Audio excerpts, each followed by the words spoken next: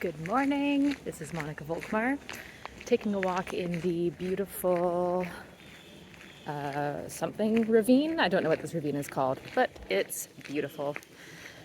It's been a while since I've talked about or updated all of my followers, all 7 of you, about what's been going on with my foot pain. A brief summary, because I think it's kind of interesting how things have played out and the understandings I've gained. So for whatever it's worth to you, I've learned a couple of things and I'd like to talk about it. So brief summary of the last year and 4 months. Sudden onset of medial plantar calcaneal pain that was kind of dull and burny and throbby in sensation that would be worse when I stood on it, to the point where I ignored it for as long as I could, which was only about a week. Tried to continue exercising, tried to continue going about my daily activities and pretending nothing was wrong. End of the week, ended up in the emergency room on the recommendation of one of my clients who's a physician. I was going into a little bit of shock. And yeah, it was a worrying situation. Ended up spending the night in the emergency room. Yay, free healthcare in Canada. And didn't really get any kind of answers back about it.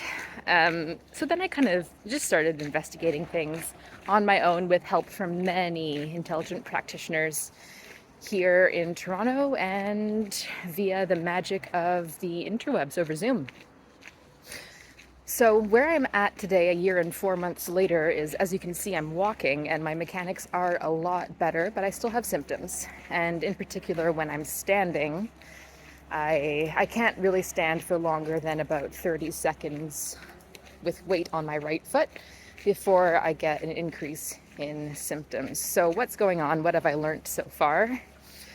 Well, after peeling through layers and layers of joint mechanics and congested viscera and making some dietary changes and taking a whole lot more rest and really being a lot more mindful of just what I'm doing with my life.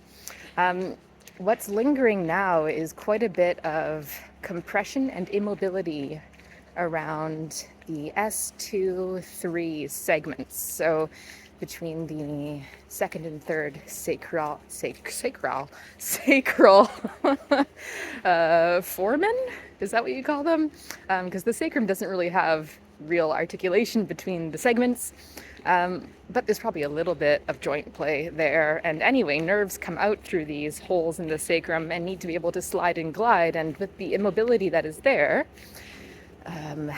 nothing's really sliding and gliding. There isn't much blood flow getting to that area, from which nerves that go down into the foot and end at that medial tibial nerve, which is the distribution that I'm feeling in that medial plantar part of the calcaneus, comes up from the actual sciatic nerve and go all the way down to the foot.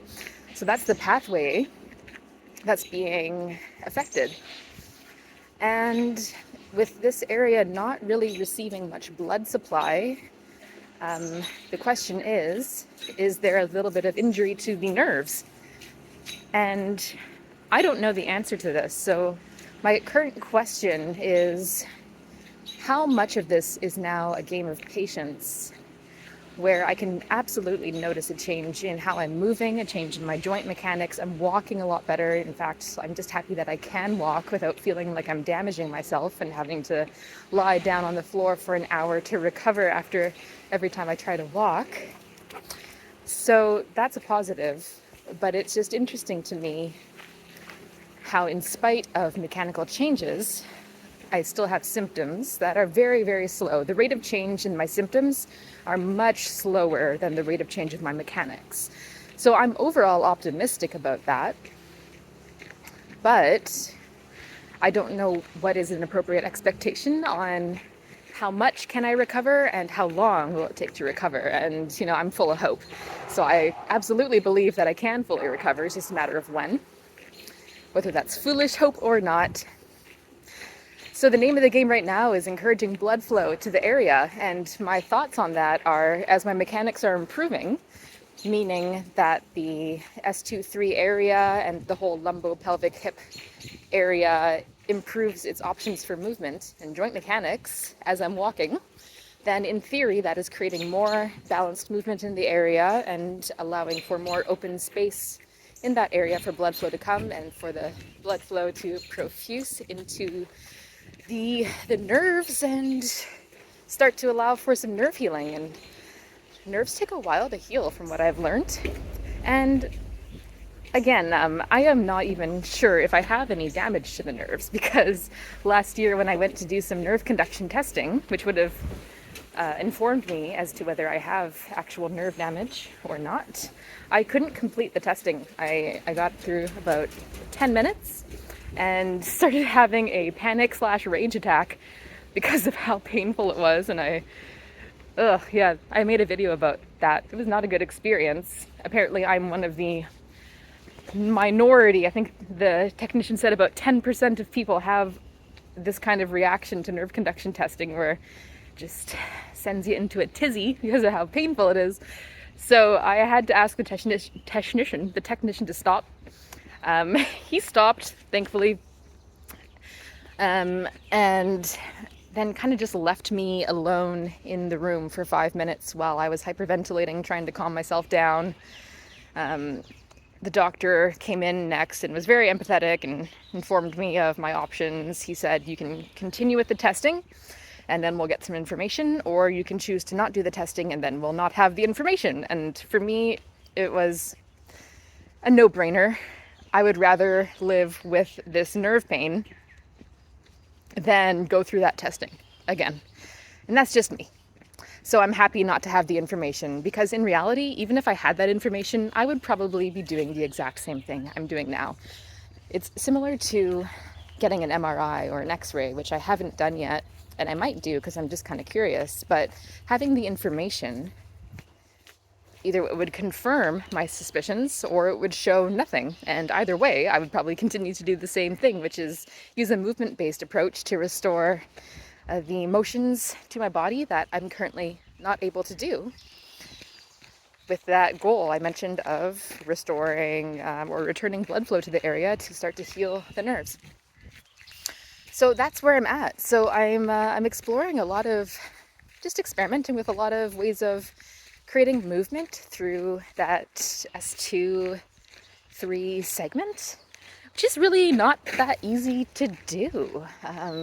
It's a part of the body that doesn't really move a lot. I mean, how much motion is there between S2 and 3? Probably minimal, but stuff is changing. So that's really cool. If anyone's interested in what particular movements I am using to promote sliding and gliding of the nerves in that area, I'm happy to share and make a video about that. It's not your conventional nerve flossing. In fact, I found that just doing the standard nerve flossing, like you can find on the YouTubes, it's not been helpful for me. And I think it's because it's not quite specific enough to where I actually have an impediment in movement. So it's really important to have a hyper-individualized approach, because no two bodies are the same, and a general nerve floss might not accomplish what you hope it will accomplish if it's not applied in a way that's specific to you and your body. And that's really the heart and soul of what I love to do with this whole wacky world of movement, is find an individualized approach, because so many of us can become disappointed when exercises don't work. And a lot of the times it's not that it's, it's not an effective exercise. It's like, maybe it's just the way you're doing it isn't correct for you. Maybe we need modifications. Maybe we need a different exercise altogether, and it's just that's not the one for you. There's a lot of reasons why movement can fail us. So having that individualized, wow, I can talk great today, that approach that's non-homogenized but specific to the individual, very important. Anyway, I think that's all I have to say. So I'm super excited to now be kind of down to what I think is the crux of the issue, I guess another lingering question is how and why did this come to be? Oh, hey, you can see Toronto in the background there. CN Tower? No, not quite. The CN Tower's over there somewhere. Anyway, walking up a hill, so I'm gonna get out of breath a little bit. But the how and why, one of the main drivers, I think, for how I've developed this degree of compression and immobility in my spine in this particular area. I think now there's the CN Tower just peeking out. Anyway, I think for me, a lot of it is driven by my visual processing. In an assessment that we looked at my visual field, we found that my visual field on the left, so my ability to process information on the left side of me, is about at 20% compared to my right side. In infant development, where the eyes go, so looking to the right, will drive the spine in that direction. So eyes go right, spine goes right. So you can imagine if from an early age, an infant develops a bias towards processing information to the right side of them with a dominant right visual field, for whatever reason, then their spine over time will start to develop a rotation through it that goes to the right, biasing their movement patterns to be more right oriented. But if this is true for me, which I feel in my soul that it is, resonates with me, then this will start to create a bit of compression on the right side of the spine and other compensation patterns throughout the rest of the body in order to deal with that.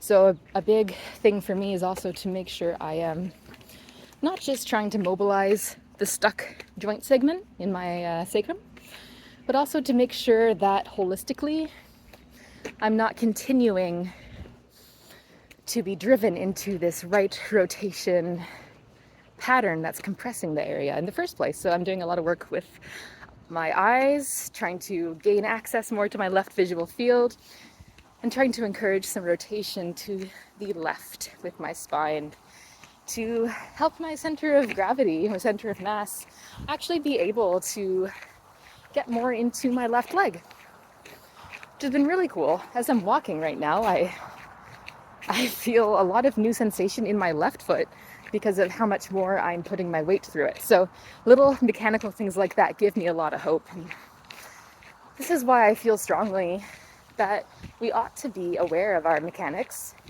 Some people ask me, why should I care about my joint mechanics and knowing things about how my body is supposed to move? I think it's all just signposts for us of, are we making progress? Or are we just moving for movement's sake? Which is a big thing we want to avoid doing, is not just moving and stretching, thinking we're being productive, but actually being productive with our movement. And it can be very disheartening when our symptoms are still there if we have nothing positive to observe objectively. So my symptoms are still there, but I'm objectively moving a lot better. And so now the key is, I think, patience, just not giving up hope on oneself. And I think that's something that I wish I could teach people, is not to give up hope. So if you are someone who's experiencing some, spinal stenosis, radiculopathy type symptoms like I am, don't give up hope, especially if you're only like my age. I've got a lot of years to go, but even at any age, there's always more that you can do with a movement-based approach and just gaining a little bit of awareness and education on how your body moves. So on that note, I think that's all I have to say. Walking downhill now. And if you have any questions, commentary, feedback, abuse, let me know. Hope you have a great day. Thanks for listening to me ramble.